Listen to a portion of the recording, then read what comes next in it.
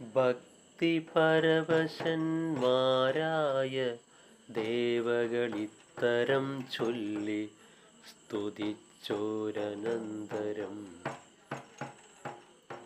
പാവനയാകിയ ദേവതടിനിയിൽ പാർവതീദേവി കുളിപ്പാൻ പുറപ്പെട്ടു.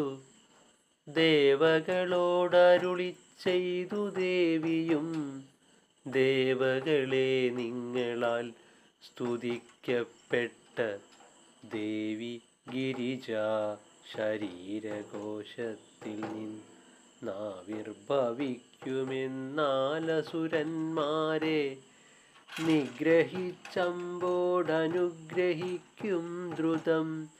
വ്യഗ്രം കളഞ്ഞാലും ദേവകളെ നിങ്ങൾ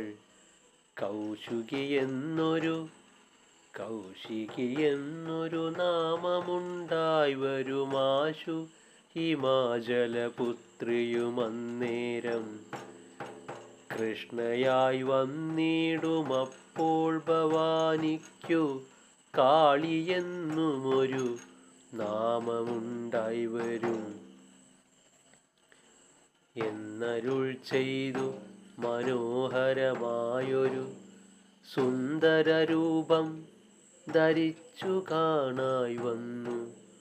മന്ദം മന്ദം തുഹിനാദ്രി ശൃംഗത്തിന്മേൽ സുന്ദരിയായൊരു കന്യകാവേഷമായി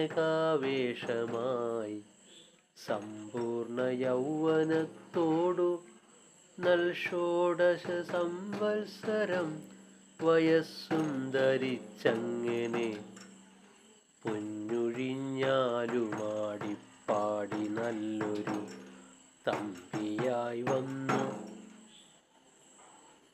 പൊന്നൊഴിഞ്ഞാലുമാടിപ്പാടി നല്ലൊരു തന്വയായി വന്നു ചിരകാലം പാലയും. ഭൂമൗയദൃച്ഛയാ സഞ്ചരിച്ചിടിനാർ കാമരൂപന്മാരും ചണ്ഡനും മുണ്ടനും.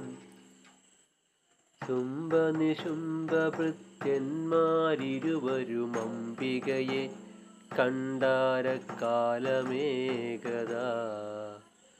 സുസ്മിതാസ്യം പൂണ്ട കന്യകയെ കണ്ടു വിസ്മയം കൈക്കൊണ്ടു ചെന്നു പുരം പുക്കാർ. സുന്ദനെ കണ്ടറിയിച്ചാരിരുവരു മമ്പോരുഹാക്ഷിയെ ഞങ്ങൾ കണ്ടു ബലാൽ.